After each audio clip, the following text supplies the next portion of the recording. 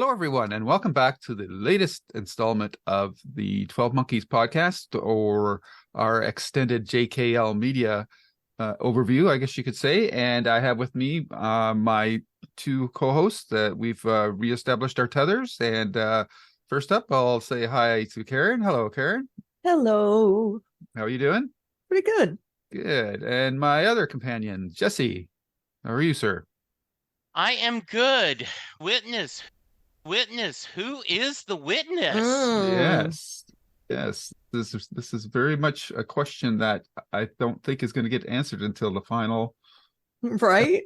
episode of season 4. Yeah, they're jerking us around a little bit on that, aren't they? So we're here today to talk about only 2 episodes of the series this time. We're talking about the last episode of season 3, which is Witness, and appropriately enough, the first episode of season 4, which is called The End. So there was a lot going on here in these 2 episodes, again, as it's wont to be with series when they get to the season finale. And can I just say how glad I am that we're not doing 4 at the end of the season? Yeah, because it's super chock full of interesting stuff to have the season ender and the next season begin. yes. Yeah. And our scheduling works out great because we're going to have 2 blocks of 4 episodes, and then the final 2 episodes is a part 1, part 2 episode, which I believe I've heard Terry Matalas refer to as actually basically a movie. So that will be very cool to go through. Awesome. Anyhow, let's start with Witness, and we get the return or the continuation of the Ethan storyline. And I have to say that I thought Cassie and Cole had a sad, short, quiet period, but man, Ethan really got messed over, I think. Jesse, what do you think about it? Yeah, I think in general terms, these 2 episodes, I did not have as much of an emotional effect as some of the others, but it's close. Right. And the relationship between father, mother, and son, with the timey-wimey aspect of it, right? I wish I could know you better. You 2 youngsters are trying to give me advice, right? This, because of all of that, was really interesting. And I really think that this show nailed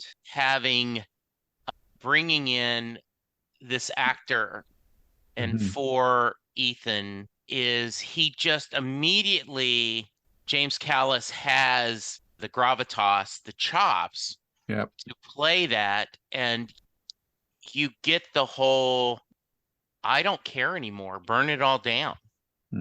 And the relationship, I just think the 3 of them, such strong chemistry, such strong feelings between each other. Just I watched them both twice and was just, man, this thing is humming on all cylinders. Karen. Yeah, I gotta say the scenes between Cassie, Cole, and Ethan were full of emotion, and it ran the gamut. There was just anger, frustration, sadness, and ultimately just this raw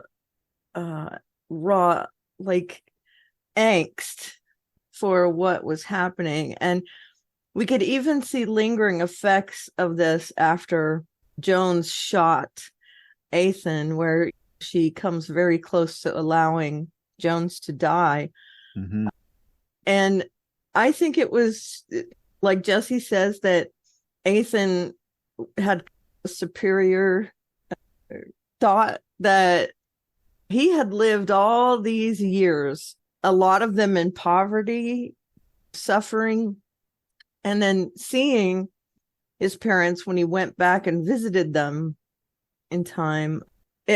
It really shows that he went through a lot, and I don't know that they could comprehend that he had more experience than them, and they were trying to act like his mother and father. And that was an interesting kind of play, subverting the parents knowing more than the kid. And especially I love the scenes where they jumped through time with the synchronizing of their vests, and then losing one vest and then losing another vest. Now they're down to the one, right? And I just find it super interesting when they were running through time and Ethan knew he had to get away and they wouldn't allow it, and they ended up in their house. That was just amazing. And also seeing Ethan realize that he did not have that big purpose, and that when he looks in the mirror and sees that he's given Olivia all this information and Olivia uses it, they all find out where they are, and just a lot of stuff around Ethan and Cole and Cassie. Yeah, like Jesse said, it wasn't as emotionally captivating because this episode just covered a lot of ground. Time-wise, it just jumped over so much and over a lot of story points too, and it brought in this whole layer of Olivia being the witness, which was like caught me off guard to say the least. But that just added to the pathos that you feel for Ethan. And in the end, he's maybe a precursor to what's going to happen for Cole and Cassie, because he went through all of this, and in the end, he gave it all up. Like, he didn't carry out his final act of vengeance, which, under the circumstances, you could understand why he would do that, but he didn't. And now it's going to be interesting to see how that plays out with Olivia. And I have to admit, I was caught off guard by that. Karen, were you expecting that? No, not at all. I assumed that, and when you assume, I assumed that Ethan was the witness because of all the information we were given. Right. And the fact that he was set up 100% to act in this way. And then, like I said, when Ethan realizes that he's just been a pawn in all of this, there's this fatalism, and he realizes he's going to have to sacrifice himself in order to allow the good guys to win if they can. When he pops in after spending a year with Jennifer and he shoots all those people in the, I don't know what, the witnesses chamber or whatever. I like that. The witness chamber. That's what we're going to officially call it. Yeah, the witness chamber. Okay. The star chamber. Yeah, exactly. Yeah. When he pops in and he does that action hero move was really I was thinking cool. Rocket Raccoon. Yes. Yeah, very much. Yeah. He's been everything. He's been a time traveler. He's been a son. He's been a kind of guru, and then an action hero, and then a martyr. His journey has been amazing in 4 episodes? And that's really, again, a testament to writing. Jesse. Yeah, because one of the things I can get confused on the episodes, I wasn't sure. I wanted to make sure I didn't overstep it since Karen brought it up. The scene where he is shot and Jennifer finds him, save the dying man. The dying man. Once again, that's a payoff from something we've seen her do. And the idea that Jennifer has a very shaky grip on reality, which we see in the next episode. Beautifully done. Beautifully done.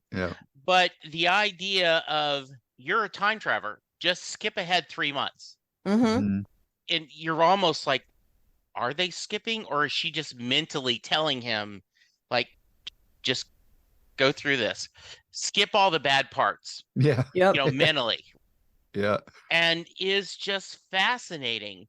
And stories, there are some shows that would have made this last a couple of episodes, and they skip through this year of Jennifer and him bonding and working together in one segment of an episode. Mm-hmm. And it's just such strong storytelling. Yeah.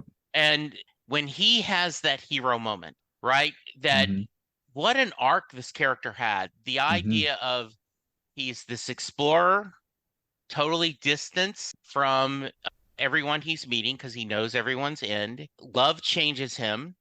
It becomes a tragic figure that he can't say the love of his life's existence. And then that's it. I'm going to burn it all. I'm going to get rid of everything.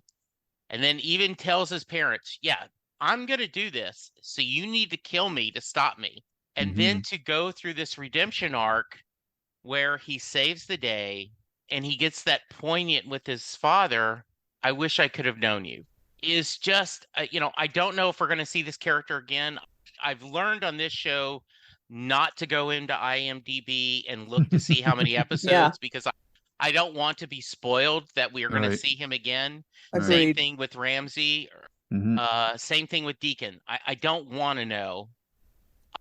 But what a nice circle. And his answer to that also, where Cole says, I wish I could have known you. And he says, in another life. I mean, just those two lines were crazy good. Yeah. And go ahead. Okay. No, I just would say often that's always a poignant line. In another life, we could have been friends. Yep. I'll see you either in this life or the next life. Yep. In another life, brother. Yeah. Yep. Such poignancy.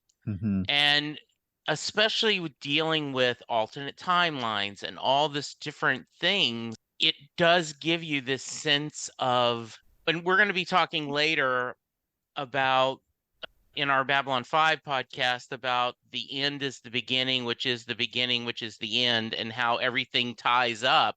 The whole snake eating itself, the beginning is the end. This show is doing such a good job of doing that, showing that, not telling, showing. Yeah.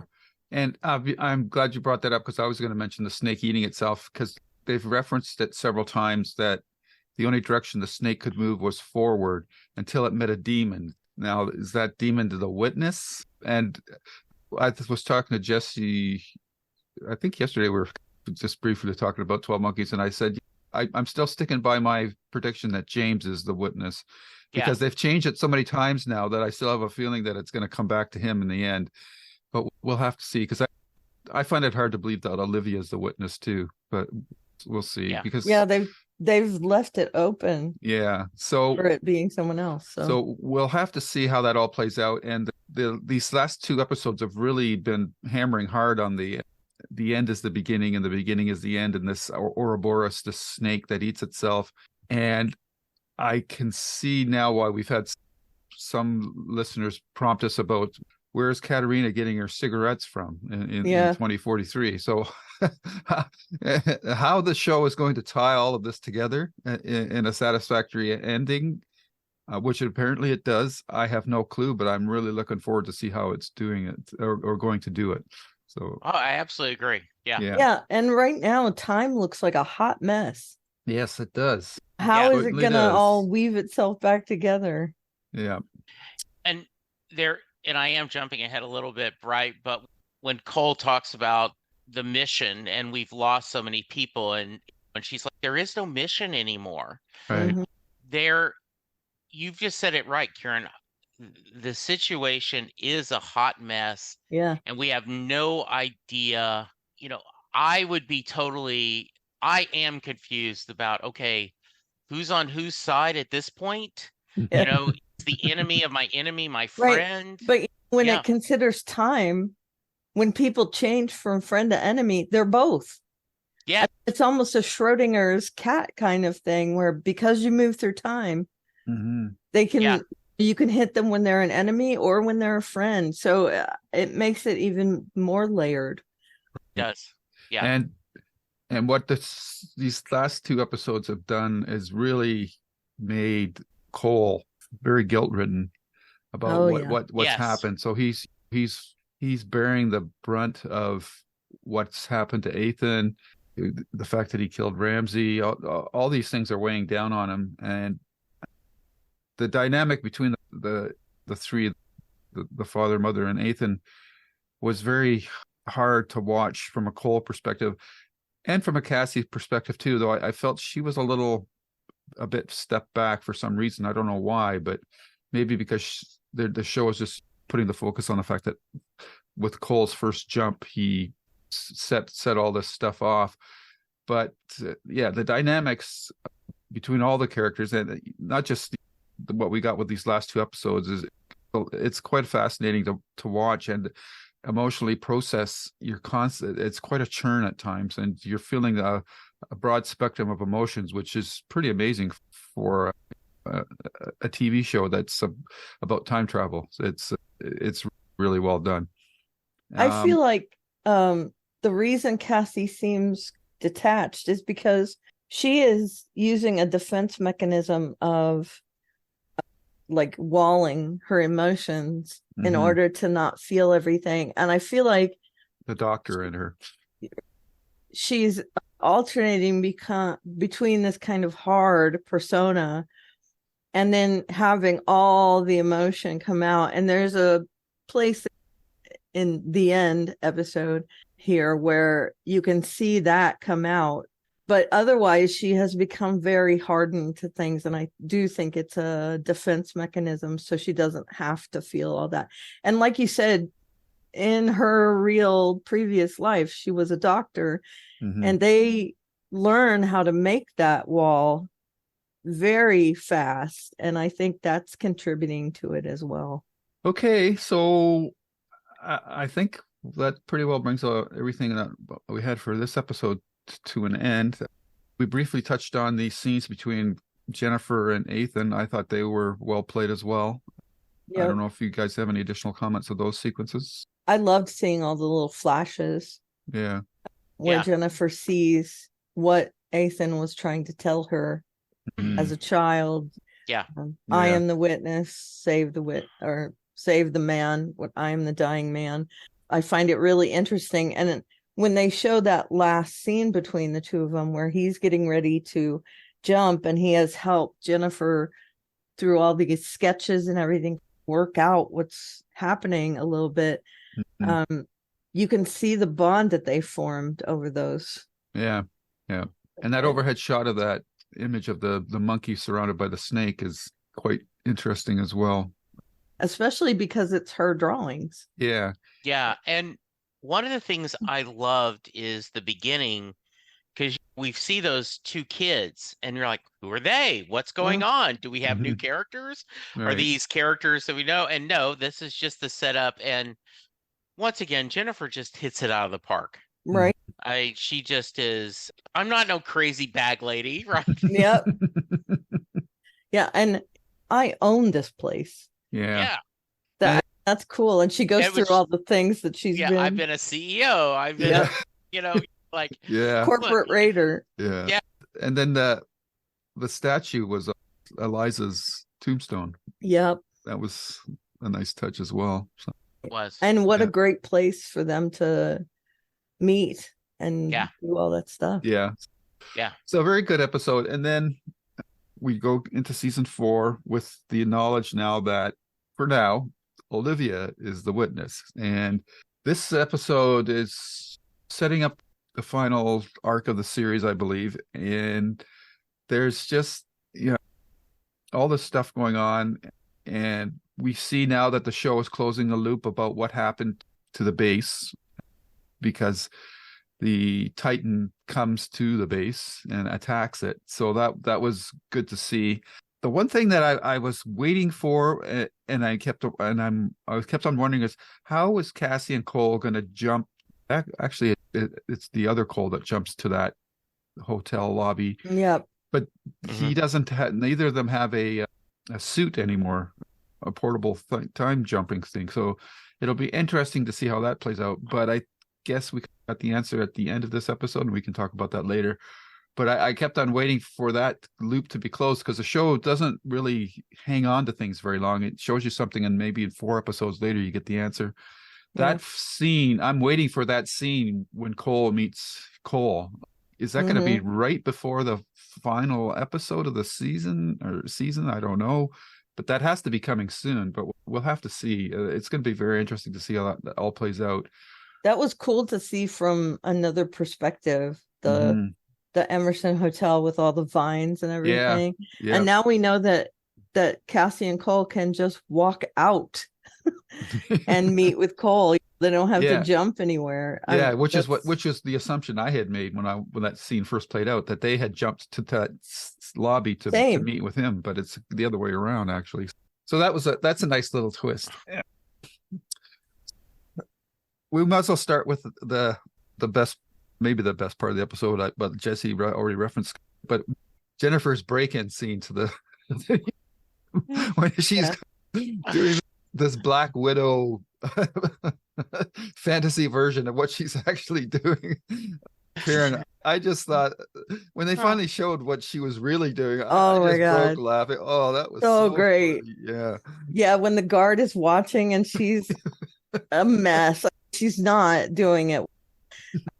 Her stealing that artifact was just a happy coincidence of things coming together. Yeah. But in her mind, she has that other persona of the slick kind of thief persona. And it was cool to see that, the conversation. And then to see her have that conversation with herself was funny as well. It might have been the coolest part of that second episode, just from a entertainment point of view. Yeah, it was so good. Yeah.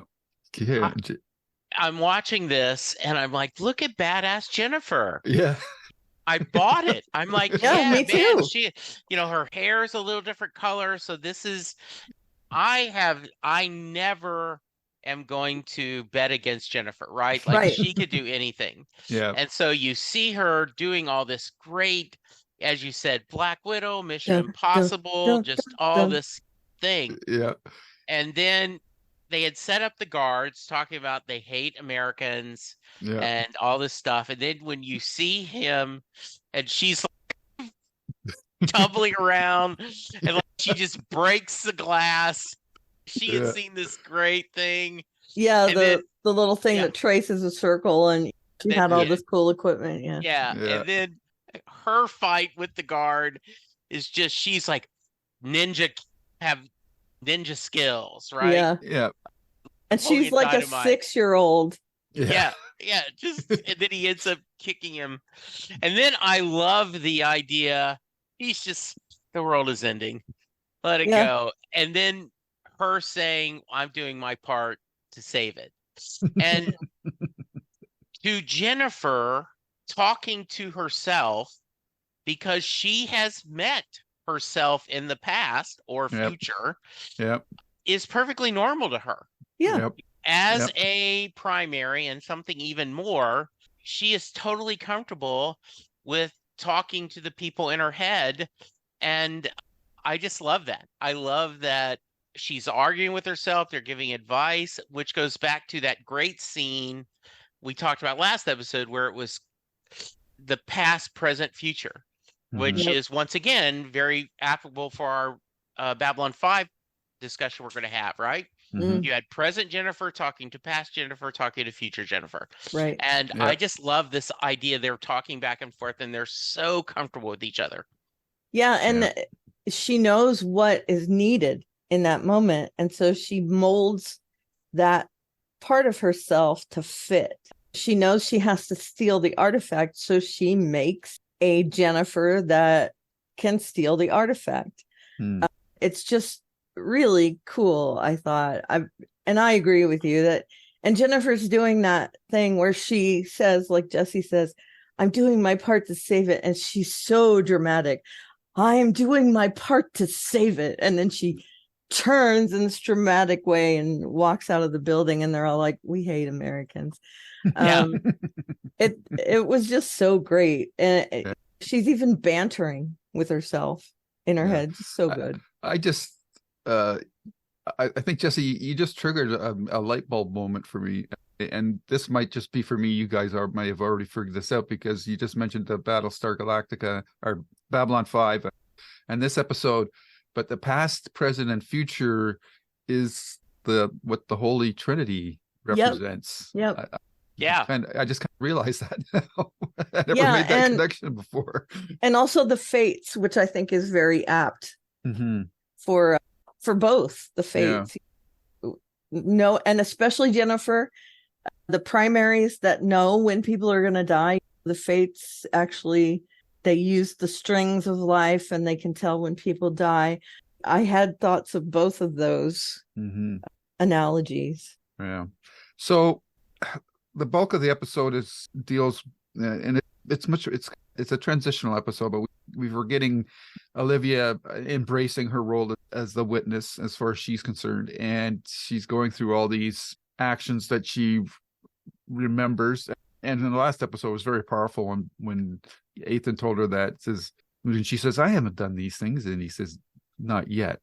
And for these characters in this time travel show, I thought that was a bit of a weird moment for her, because she must realize that all this time travel is going on. So why would she be surprised that she hasn't done this? But I guess that's the gulf that we have between intellectually knowing something and emotionally experiencing it. So that carried on into this episode, and it closes the loop on how the factory gets destroyed, and it also sets up another situation for poor Deacon. I felt sorry. I felt sorry for the guy. Jesse, what was you just talk about that whole Titan coming to the home base and what happened to Deacon section of the episode? Deacon has had, we've talked about this, such a great arc, and him trying to do what's right and caring about things. And he is, in my mind, and I may have missed it, the first to understand that she's manipulating them, right? He's starting to feel a little, oh, wait a minute, Olivia, this idea, which this show does a great job of planting seeds, and then they'll say, Jennifer, she is never where she doesn't want to be.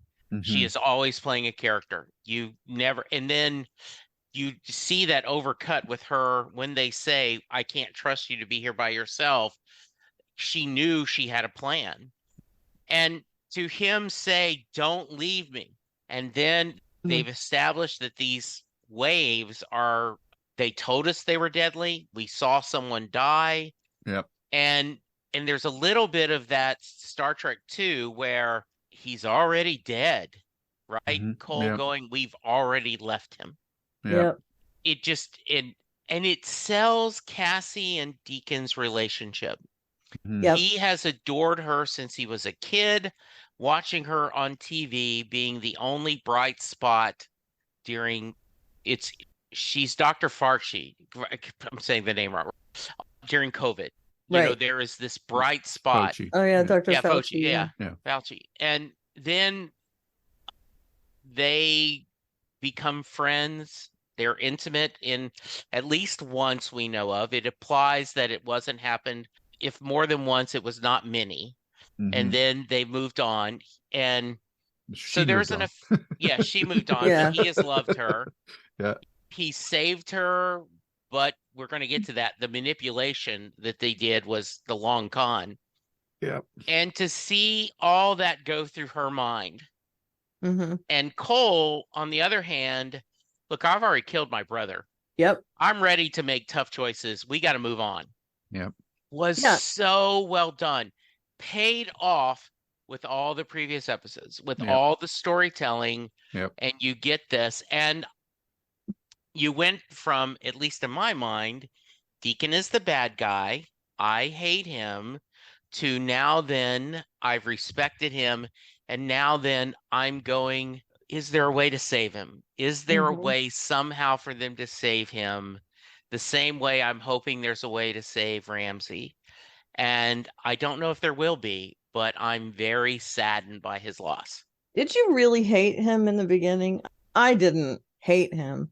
I thought he was a bad dude. He was the villain. That's what I mean. Right. He was the bad guy. Yeah. He's not the big bad, but he was introduced as antagonist.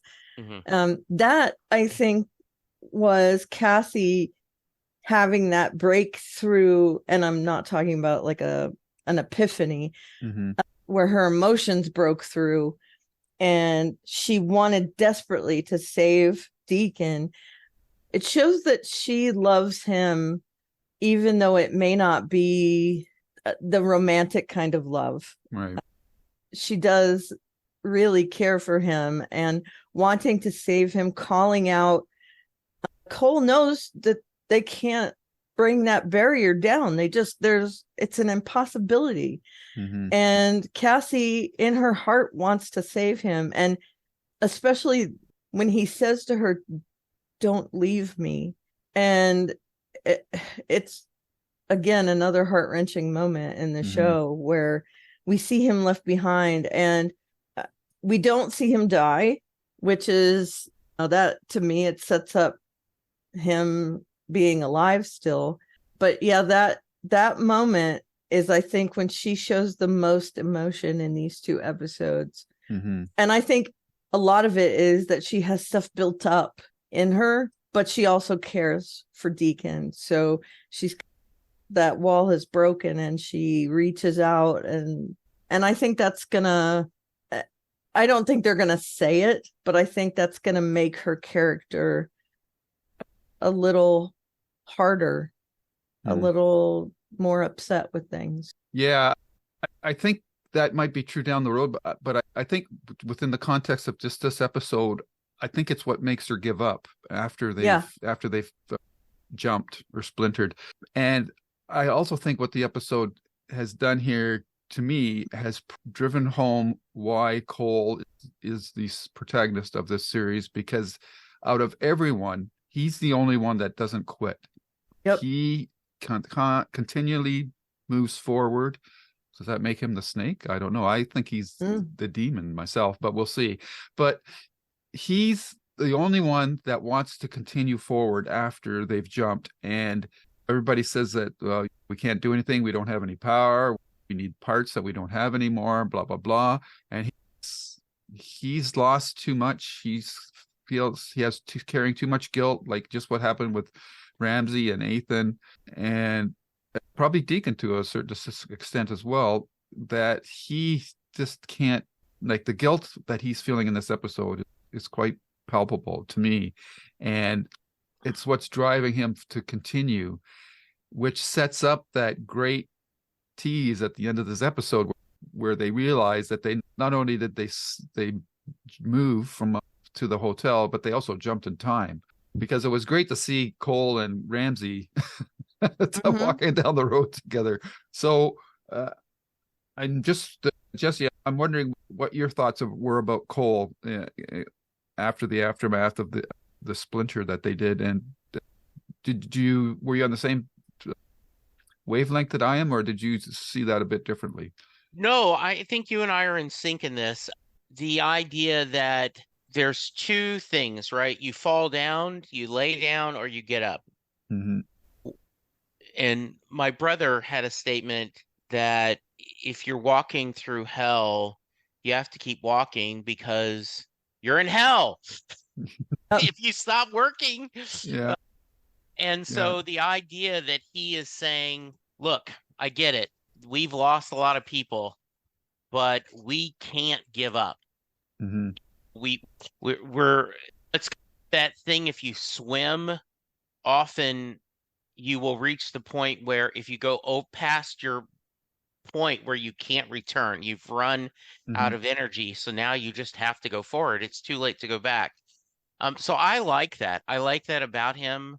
I love the idea of him. There's that great discussion to fix this time machine. We need a time machine. Yep. And like, okay, maybe we can do that. I also, you asked about Cole, but I want to give, Hannah had a nice little scene with him where he's like, I know you've been there. Can I walk with you? Why? So you aren't walking alone.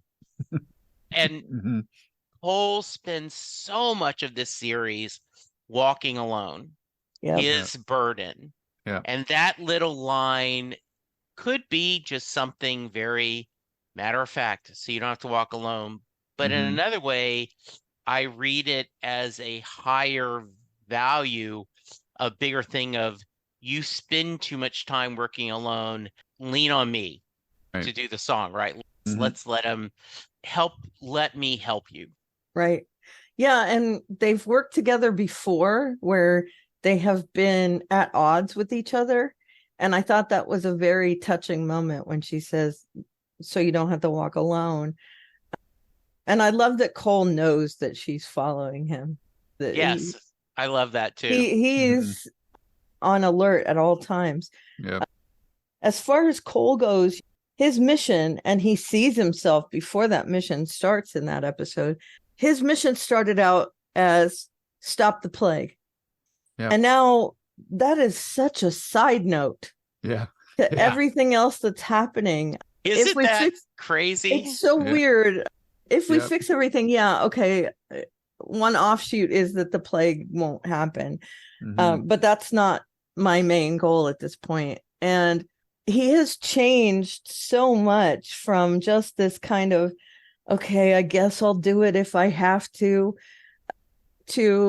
I have to save the day in this case. I'm the only one that is tenacious enough to keep looking, to keep steadfastly on this path, and hopefully I can rally some of the people around me to help. We started out thinking that we probably won't really like this character, and he's turned into the most likable character in the show for me. And I've totally gotten past the scruffiness. Yeah, me too. I think a big part of that was the razor blade at Christmas, right? Yes. I think that winking to the audience, the we get meta-ness, it. Let's move on. Yeah. And I think it also, we get the scenes of a young Cole with and we don't know yet who his mother is. That's a mystery that I think has got to pay off. Yeah, that was a big lampshade moment for sure. Yeah, the idea, and then they went back to the flashback when they went to try to get young Cole, and the dad said, "Did she send you? Did Miriam, is that her name, I think?" Yeah. Yeah. Did she send you? And then we're like, he's reading the story, the book, and then there's the story of the snake, and I kept waiting for who's going to do the narration this time, because they always have someone narrating the beginning and the ends of the season, and they've got a lot to tie up in. I think it's 10 episodes we have this season. 11. Well, 10 if you count that one as a movie at the end. I just want to say also, can we assume that Cole's mother is a primary? I think so. Yeah, I think so. Yeah. So that was not a coincidence at all. He is called to duty way, way back at the beginning of this season. And it's because he's mentioned by Cassie. But I think that was planted because of his connection to everything. So I'm hoping we see that as well. The reason he was called to do this. And I did love that scene. It's nice to see his father again. And that actor who plays Cole so well as a kid. Yeah. Also played Ethan too, right? Did he? I think so, yeah. Yeah, maybe. They look very similar if he didn't. Yeah. And I really enjoyed seeing that, and seeing that Cole also has this bigger connection to everything. It was so cool, that note. And I want to know that I think the father stopped reading the story. We haven't heard that whole story yet.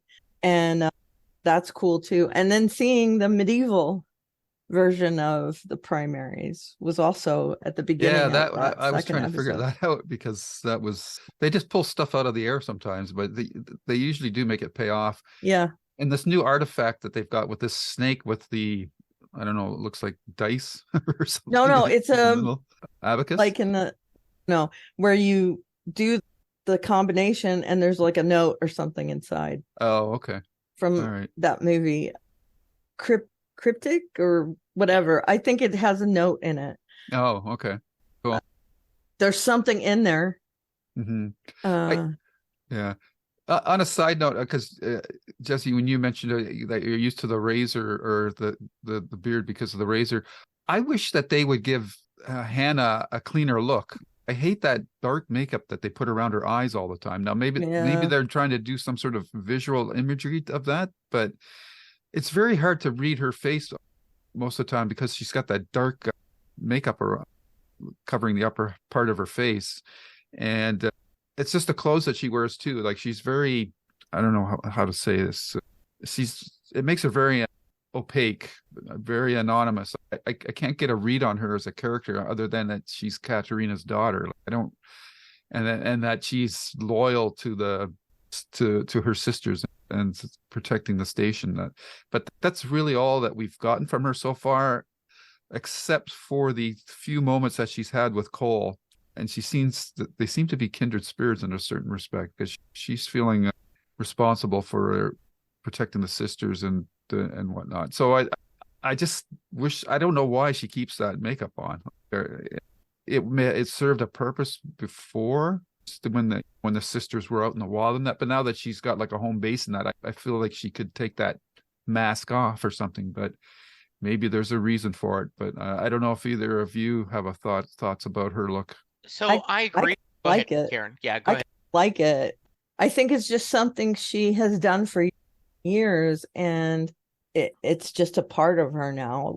Someone putting on mascara or lipstick, they've done it all the time, and they feel naked without it.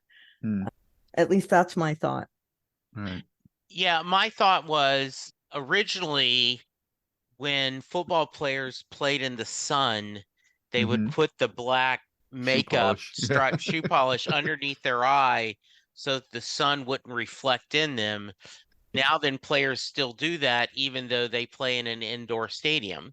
Yeah. I think it's just part of her ritual. Yeah. Analogy. Yeah. I just think visually it's distracting now. That's all. It's a little distracting. Yeah. I agree. So we get to the end of the episode at this point, and you're sitting there watching this and you go, okay, they have no reactor. They've got no more belts. How the hell are they going to get out of this?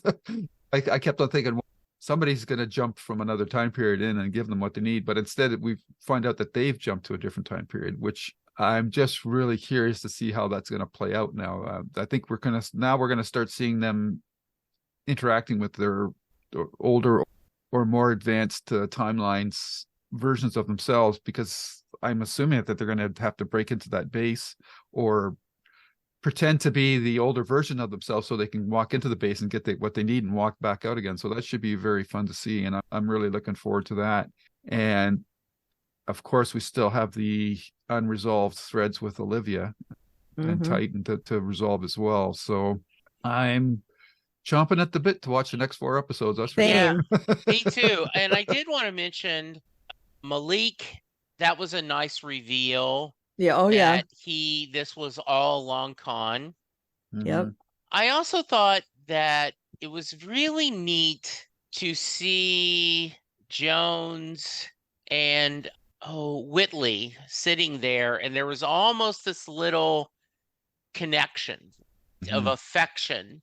And I don't know if that's just in friendship or something else, but that was a really lovely scene. And I think it's cool you get Ben Cross for a one-off. Right? When I saw that actor, I went, hey, I know him. Yep. And then there was another pretty well-known character actor that's done a lot of Doctor Who and other stuff that played during that medieval time too. I can't remember who it was, but there was a face. He's also in Game of Thrones. He was like on the council that I went, oh, that's a pretty cool that they've been able to get people of a little bit of heft to be there. So yeah. It makes sense because they were filmed most of the season in Prague, I believe. So then it wouldn't be that far for the British actors to pop over and do a cameo kind of thing. Yeah. I really like that scene where he hands the Ouroboros over to the primary. Mhm. Very And cool. I want to give a shout out too. We always talk about how wonderful Jennifer is, and I love Emily Hampshire.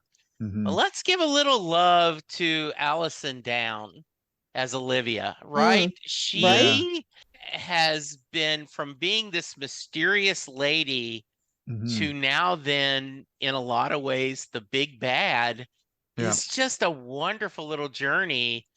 And I don't know, was anyone else happy that her brother looks like he might have gotten it, Yeah, very much bitten it? so. Yeah. Yeah, because he's just was a sniveling little, like Olivia, I respect, right? I don't like her. I'm Yeah. not wanting her to be successful, but she's smart and she seems to know what she's doing. And we can see Go- some of her motivation because of Absolutely. Yeah, I yeah, how was going to say she that. Yep. grew up. Yeah. yeah, Like you can understand why she would do the things that she's going to do Yep. as yeah, as the in the persona of the witness. And the other thing that I really liked about the Pale Man meeting has come up and stuff like that is it's a lot like the Spider-Man comics with Flash Thompson and Peter Parker and Spider-Man. yeah, Flash hated Peter Parker, but he loves Spider-Man. The Pale Man hated his sister or stepsister, but yeah, he loved the witness, and it turns out the witness was the thing that he hated. yeah, I thought that was And just fantastic. Olivia as the witness is who killed him. Yeah. So The only thing missing was that she didn't unmask herself to him before she killed him. Yeah. right. That It was was just like an ironic thing. yeah, yeah. and a little bit there was a Saturday Night Live skit years ago, so I'm going to date myself, but one of them, someone was playing Frank who? Frank Sinatra. Oh, Oh, okay. Yeah, That helps. yeah.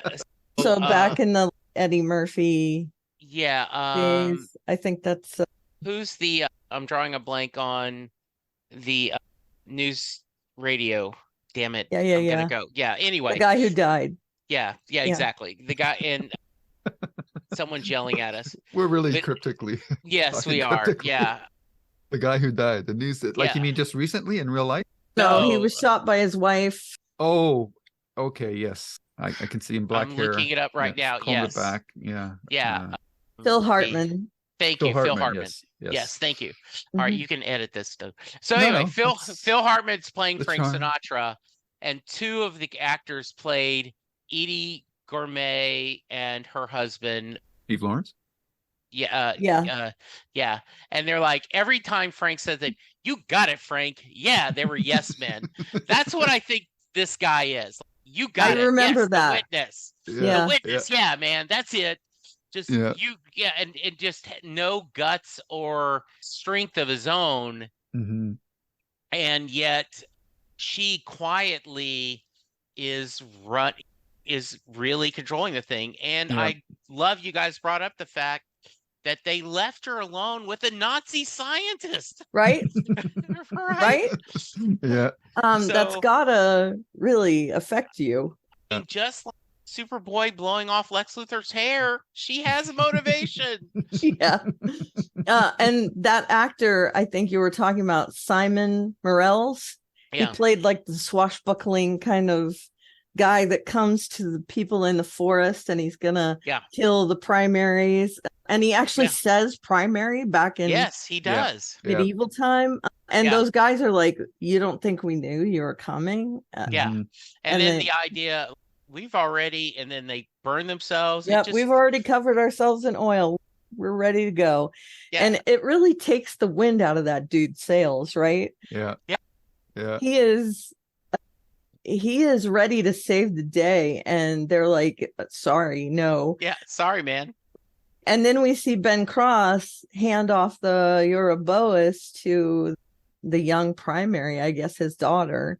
And that was he reminded me of what Christopher, I can't remember his name, but a very serious actor. And Plumber? no, I'm sorry. Don't worry about that. But Okay. he's very serious. He shows that kind of weight Mm-hmm. that this actually means something incredibly important when he hands that off to his daughter. That's a great scene too. So many great moments in these two episodes. Yeah, and I have a feeling that we must see that girl again because she's got the I artifact. assume so. Yeah. Yeah. And who is she? Who does she become? Yeah, we don't know. And they keep mentioning James Cole. Yeah. Right? Yeah. Just adds on and on that he is more important than we thought. I think he is going to end up being something more than we thought. Yeah. Yep. The initials give it away, right? Right. Yeah. JC. John Coffey, only spelt different. Yeah. That's right. Yeah. Or Jesus Christos. Yeah. Even. Yeah. Yeah. So I'm really looking forward to these next group of episodes, and we've been saying that ever since we started the series. But the only down note is that we're coming to the end. But the best stories have a beginning, middle, and end, right? Yep. Yes. If they drag out too long, you lose the momentum, and there's that old showbiz maximum: always leave them wanting more. And I think this series is going to do that for us. But I think so. Yeah. So I think it's done an amazing job juggling all these characters. I still think that Jennifer's probably been the MVP through the back half of season 3. James and Cassie's journey is a bit more internalized to a certain degree. They only really come to the surface when they hook up with each other and talk things out. So it'll be interesting to see how their relationship continues going forward, as well as all the other characters. And I'm really I can't wait for that moment when Cole and Cassie meet the younger Cole. Like, how far into this season is that moment going to take place? I assume that we're going to see it again from their perspective, but we'll have to see. I hope so. Yeah. You would think they would. Yeah, I agree. Yeah. Yeah, especially since they've given us that set. Yes. That they can just walk out and talk to him. I think it's very likely that we'll see that. Yeah, I think it would be interesting, right, to see, hang on, I gotta go talk to me. Yeah. I want to go see him. No, you can't go see him because you didn't go see him. Yeah. Actually, that's a good way to, I think, close out this episode. I'm going to ask both of you what are the top couple of things that you're looking forward to finding out in the next group of episodes. So, Karen, I'll toss it to you. We've mentioned a couple already. Are there any other things that you're waiting to find out the answers to? Are we going to see Ethan again? That's one of my questions. Even if it's him as a child, maybe again, or that really hot kind of young adult version of him. Sorry, I had to put that in somewhere, right? Yeah. Or I'd like to see what's going to go on with Jones, because she's gotten this fatal dose of radiation. I want to see them restore Lasky, because I don't think his end was really great. He just got shot in the head in the middle of a sentence. And I like that character. So there's a lot of little things I would love to see happen. Okay. Jesse? So someone has told us that we will get an answer to the cigarettes. So I'm gonna leave that, though. Not that was a joke with us, but now that someone has said we'll get that. So now that I know it's a thing, I am looking forward to that. Cole's mom. Yes. Oh, How does she play into this? I think that is she a major player that we somehow haven't met, and what's going to go with that? Yep. Or we have met. Yeah, exactly. Ramsey and Deacon. Have we seen the end of them? I don't know. I hope not. So that is one of the things I am very much looking forward to. I have kept saying, since I got into this, because you picked it, but the other factor was our leading lady is a big player in Hallmark Channel movies. Yep. So are we going to get an end game? Yeah. Are we going to get Cassie and Cole somehow in a happily ever after? I will not be disappointed if we end this kind of in a bittersweet way, but I am curious how to do that. Oh, I Right. want them to end up with an HEA for sure. Yeah.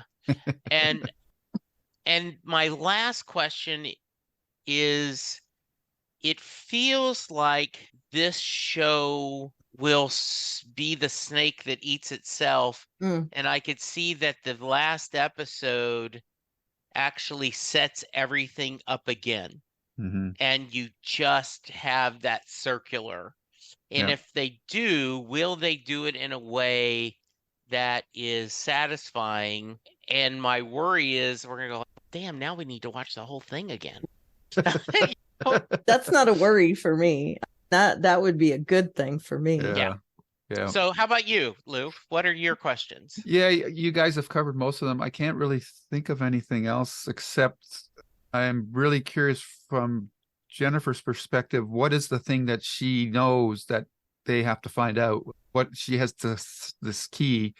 Is it tied to the weird symbols that she's drawing that almost look like musical notes or something like that? So I don't know if this is going to turn out to be a song or something. I don't know. Yeah, they don't plant anything that they don't use so far. Yeah. So I'm assuming she has to decode that. Yeah. They exactly. really don't, yeah. do they? Yeah. Nope. So those are the things that beyond what you said. For me, the big thing right now is Cole's mom, because however she's hooked into this mythology through the 12 monkeys or the witness or whatever it is, and that will be the key as to why Cole is the chosen one, I guess you could say. So that will be interesting to find out. And yeah, I'm really looking forward to that as well. I think finding out who's Cole's mom, probably more than anything else right now, will provide a lot of answers. And I don't know when that's coming, but is it Jennifer? I actually hope not. I don't think, because he did not meet her. Cole's dad has never seen modern Jennifer. Right. Which is interesting. Yeah. That's a possibility, but no, I that would be disappointing to me. Yeah, I would be happier to find out that Katerina is Cole's mom. That would make, but that hasn't been set up in any way yet. No. That would be interesting, but yeah, I don't know. I don't know, but that's a tough one because in a way, I don't want it to be a new character, but I can't think of within the established characters that we have that besides Katerina, who else would it be? Olivia? But No, Olivia's too old? I don't like that at all. Okay. Because I'm just going through female characters. Yeah. Well, there's Hannah, Jennifer, that's Katerina. Really it, right? Katerina, that's really those three. So it would have to be a new character. Yeah. Okay. But maybe that character had a relationship with somebody on the show that we already know. I don't know. That would be weird. What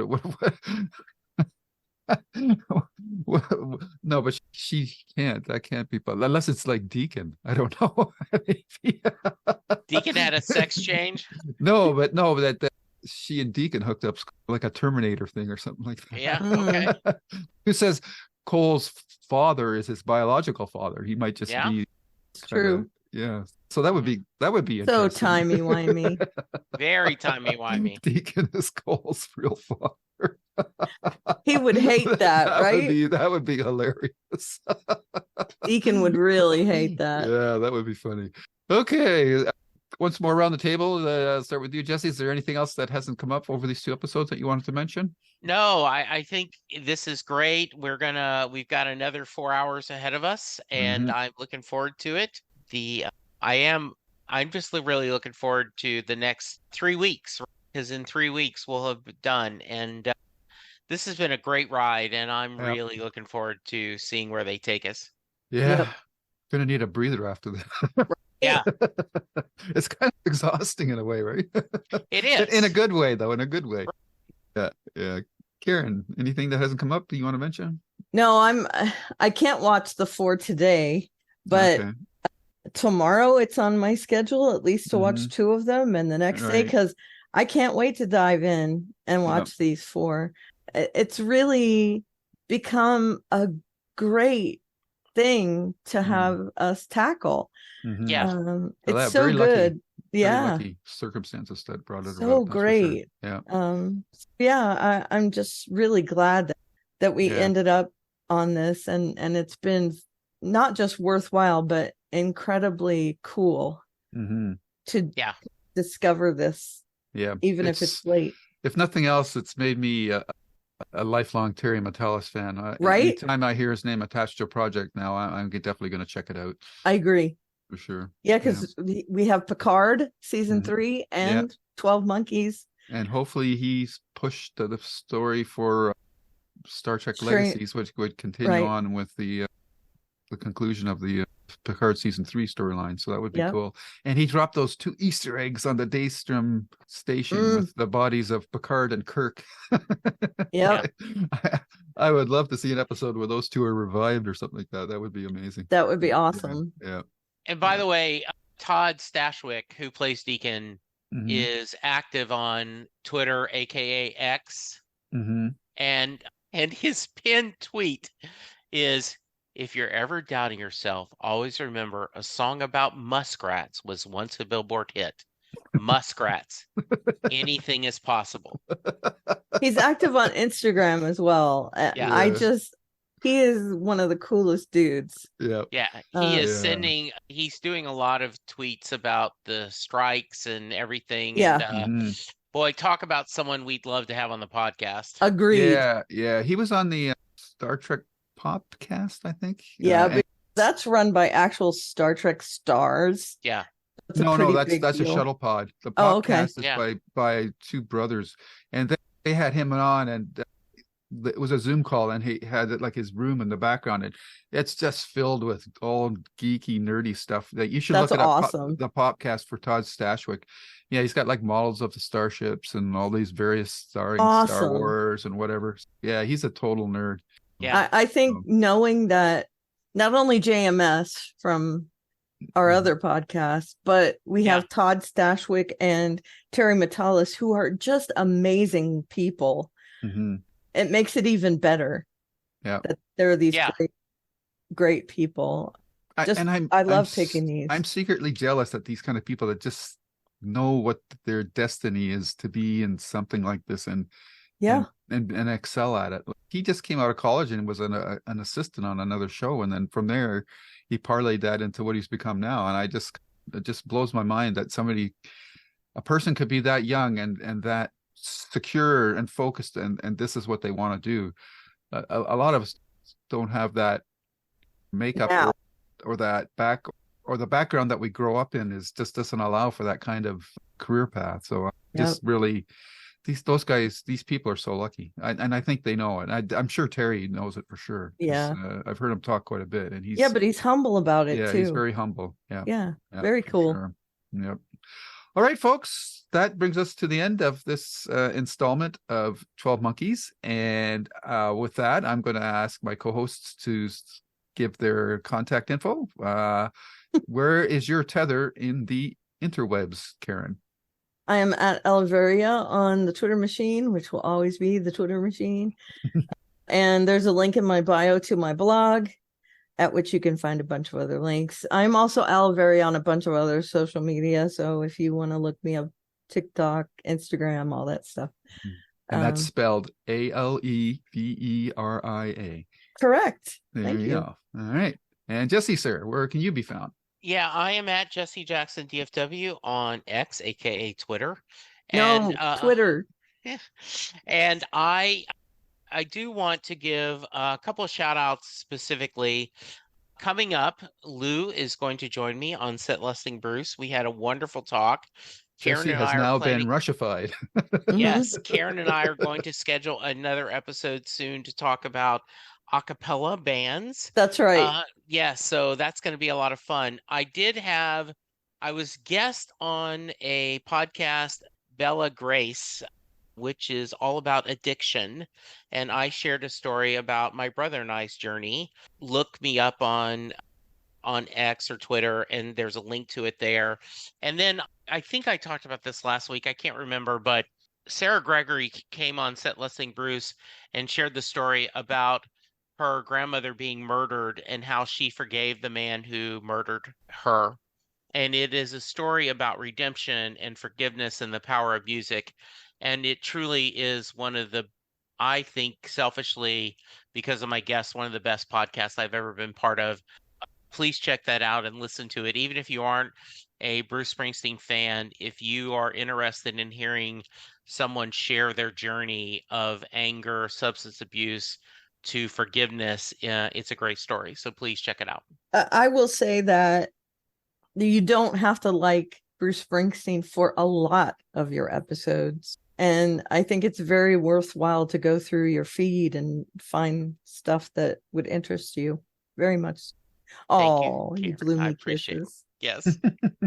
That's nice. Very good. And I, of course, can be found on YouTube at Lose Reviews, where you'll find episodes of JKL Media, where we're covering off 12 Monkeys. We've previously done other shows, usually one-offs, one season long only, or mini-series as they used to be called, such as Midnight Mass, Devs, The English. the English, and there are a bunch of other ones. Oh, Station 11, and which was a wonderful surprise. I was Same. quite blown away by that series. A quiet series, but a really good one. And I also have podcasts that I do with interviews for writers, Stephen King podcast, and Babylon 5, which is our flagship show right now, I guess you could say, because we're going through the entire series, and we are just past the midpoint of season 3, and we've hit the big 2 best of both world types of episodes, I guess you could call them, for that series. Or all good things, maybe. Yeah, or all good things. So check those out. And for now, our tether to this time travel podcast is being severed, and we hope that you will join us in the next installment when we look at the next 4 episodes of 12 Monkeys. But until then, take care, so long, and goodbye. Bye. Bye.